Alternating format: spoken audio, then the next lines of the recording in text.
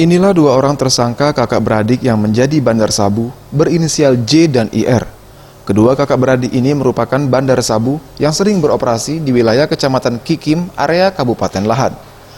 Dari tangan keduanya, polisi berhasil mengamankan barang bukti berupa 20 paket sabu siap edar seberat 50,27 gram serta uang tunai senilai 49 juta rupiah yang diduga kuat merupakan hasil penjualan narkoba.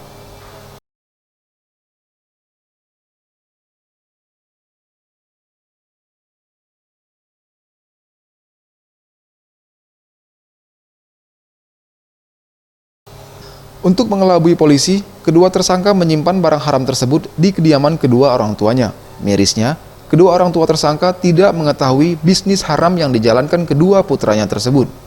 Kapolres Lahad AKBP Ferry Harap mengatakan, kedua pelaku akan dikenakan pasal 114 ayat 2 dan 112 ayat 2 tentang pengedaran dan penguasai narkoba dengan ancaman hukuman minimal 6 tahun penjara dan maksimal 20 tahun penjara.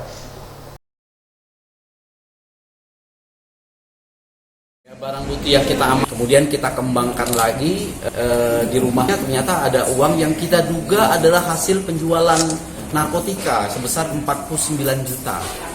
Kemudian kita kembangkan terus ke rumah orang tua, ternyata kita dapat 20 paket sabu siap edar, sudah dipaket-paket kan. Ancaman pasalnya ya ini kita kenakan pasal 114 ayat 2 dan atau 112 ayat 2 yaitu pengedar dan menguasai.